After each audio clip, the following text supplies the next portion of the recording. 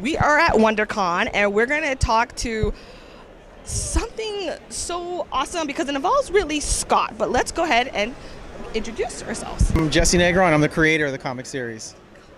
And so, can you explain Mechanical Cake and Scott Free a little bit? Because I'm coming in completely blind. Only person I know is Ridley Scott. I have a long relationship with Scott Free. I made a TV series with Tony Scott a long time ago. And I had a great friend there, Tom Moran, and he's then he was Tony's assistant, and now he's risen to near the top, and he's vice president of development. And after all those years, I went back to him, and we started to have this idea of what if Scott Free and what we were doing came together when we went into the comic book world. That's how this was born. So can you share the initial idea bubble to what's the time frame between the initial idea to where we are now? Well, I think the bad news is it's about 5 years. So when we had the idea and we sat down and said, let's go do this, it had to be at the Ridley Scott level, which means the story had to be at that level, the visuals and everything. And it's a thing to bear to make something at that level. And as you can see from the booth and everything we've done here, we're operating at that level. So yeah, it was a 5-year process, and we think we really got somewhere. So would you say it was more like the visual came first, or the story come first, or what was that, chicken and the egg? That's a hard question for me because I would say visual storytelling to me is the same thing, but any story for me does start with usually some kind of haunting images I have in my head. But it'll be about something, for me just personally, not an interesting story unless there's something in there that kind of disturbs me about human beings. It haunts me about human beings. So that's what draws me to work on something for so long, is exploring something like that. So yeah. Well, of course, now I gotta ask, what's so haunting about human beings? People do bad things, and they really, really good people do bad things, and good people do bad things to people they love, and etc. So I think what makes great story and great drama, if you look back for all the thousands of years that there's been stories, it's just those kinds of stories. They last. So that's what I'm drawn to. So building off of humans do bad things, yeah. Where did you kind of want to go with that idea with this comic? We're kind of hoping to solve that, fix that, punish them. What kind of your direction? Yeah. The comic is really steeped in the South. That's what makes it unique in terms of a sci-fi comic. It's in gritty New Orleans, and it really wrestles with how AI humans, because this is a story about AI humans. Modville is basically a runaway colony for AI humans, and in this story, thousands of them run away, and no one knows why. They all run away, and they live together. And we call them mods, which is basically Model 1, Model 2. It's just a slang word. And they have an awakening, and they leave, and they go live on their own, and no one kind of knows why. But how that intersects with human beings being bad or whatever is just, I felt like in some ways the only way to explain how I experience so much of good people doing bad things is that they're programmed to do this. And so as I read literature from Philip K. Dick, and he wrote Androids Dream of Electric Sheep. Yes, reading Philip K. Dick and reading these, his sort of androids or his AI humans, they would be programmed to do something and they don't want to do it. And that just felt an awful lot like my experience growing up with around people. Okay. So it's kind of not so much a very optimistic kind of direction. It's funny you ask that question because if there's not some hope at the end, it also wouldn't resonate with me. There has to me, yes, there had to be a long slog through something very honest, and then somebody learning something and realizing it's okay that the world's messed up, and maybe there's a good reason for that. Maybe it makes really beautiful things are made from it, or something better is made from all that. So it's not all. Sorry. So it's not all doom and gloom. No, there's a lot of comedy. I'm a dry humored kind of person, a sarcastic humor. That's a big part of. There's a lot of dark, offbeat humor in Modville.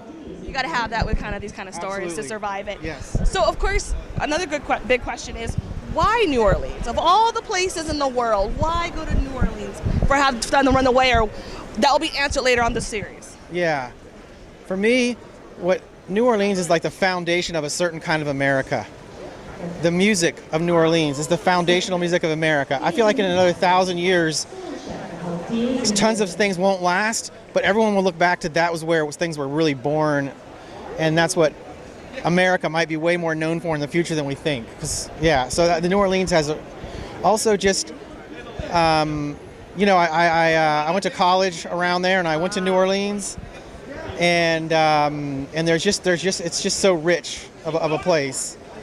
And again, like I said in the beginning, sort of growing up in the South and running all around the South, it's just one of the epitome kind of places of the South. So is there like a playlist then when you were writing this, like any kind of sound vibes? I'm glad you asked this question because I've actually worked a lot with Adia Victoria is her name, and you're just going to Google her, Adia Victoria, and she's actually made a theme song for Modville, which we're not going to play it for a little while, little bits of it, but we're saving it for something real special.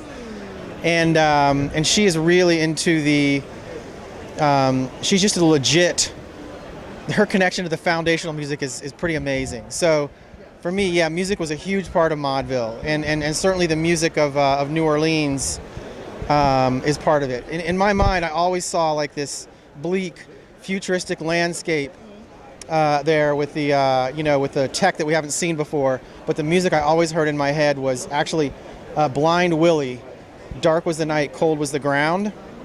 Yeah, so it's just like a really old scratchy blues song, and that blues song was actually sent out on the Voyager as like one of the pieces of music that like represents humanity. So that's always been like what the vibe of this, and I guess why it's so unique to put together, sci-fi together with this kind of Southern Gothic New Orleans thing. That's awesome. Another thing, so we got, is it androids or is it modified AI? It's like a. In our world, they are as much. They're to a fault. They are human. You would not know the difference. But with mechanical parts. Yes, but how are they faring in like in a moist area like New Orleans then? As things unfold, you certainly get the feeling that once you get nicked or cut or whatever there, or something starts to happen, you kind of can't fix it. So they're all have blemishes, and that's just part of their reality. Because it's involved with Ridley Scott and everything. What makes it so like? What was his influence in the series? Well, I mean, I have to say two things right off the top, which is just I watch Bladerunner probably 4 times a year, and his world building is phenomenal, and so that's always really fascinated me to not just tell the story, but to build the world, and I do think that's what drew him to this. One of the things that he's sort of said before is he wanted to be involved in a ground up world building kind of a project, something like this that he never could do with Blade Runner because he didn't own Blade Runner. And so this is something that he owns, he owns part of this. So it's more personal. Yes, and so, yeah, exactly. So that's really what I think drew him to, he'll have to speak for himself, but that's just what, what my thought is. Dealt with, films or works that have gone to some kind of scary places in terms of what they explore. Mm-hmm. So it was good to have him look at some things and go, maybe slow down a little bit with this and save it till later when you have some respect from the audience as a storyteller, and then you can sort of get into this. And he has some really good experience in how to, deal with certain subject matter. Glad to know it's not all doom and gloom. No. So what would be a message that you would tell readers that are curious about the graphic novel to check it out? Well, I think the world of like around the surface is just to see like a science fiction world, I guess a Blade Runner-esque world, together with Southern Gothic, together with like one of my favorite TV series is True Detective season 1. To see those two kind of together, I think, but sometimes that feels like a little bit of a crass pitch. I think what Modville really is, it's very personal to sort of growing up in the South, and the South is just suffering under lots of bad things it's done for over hundreds of years, and like to see that, in a science fiction story, to me would be something I'd be really interested in reading and be involved in.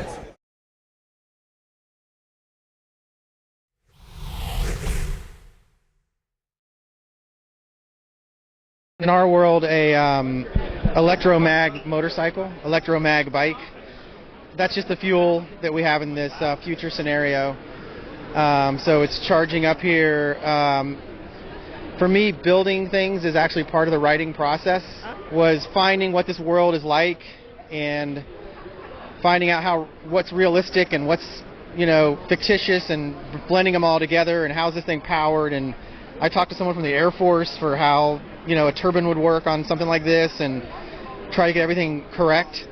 And then in terms of how it goes off the ground and whatever, those are all those technologies get explored as this gets built. We're in the middle, and then up here is all the instruments, and they're from fighter aircraft of this era.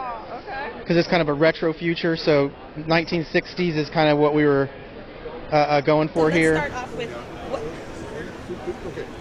what is this that you have curated for us? Okay, this is the Modville Museum, which is in our world, in the Modville world. The AI humans who've run away, they have their own museum, and they collect, interesting human ephemera, human items that are interesting to them that they put meaning to. So what we wanted to do is just capture a little bit of interesting things. So, we have some dolls in here where they're half painted as AI, they're half painted as a machine person, because we just feel like people always, children alter their dolls to themselves. Then we've got this little AI bunny who is, basically a pet, I guess, or a children's toy, but it's smart and talks and thinks and all that. So we came up with the idea of having a face like that where you can really interact and it can talk and it watches you and it grows with you and things like that. To take a jukebox from that time and make it kind of holographic. So we, built that with that look there. And then we put Dizzy Gillespie, because again, the era of the music of the, in the future that they're obsessed with is sort of the American jazz rock age. And then the little Easter egg is just the logos there. Again, in the theme of the old meets new, we wanted to use a real, actual, 50s gas pump, which we went and got. Oh, and you then actually found this? Yes, that's oh my gosh. Off of somebody's property who had lots of 1950s stuff. And it's almost similar to what it would, we didn't do much to it. I think we put some paint on the front here and had the signs made up. And then we just had the idea that it's charging, that these will be everywhere in this world, and it would be electromagnetically charging all the vehicles. It's so cute. Thanks.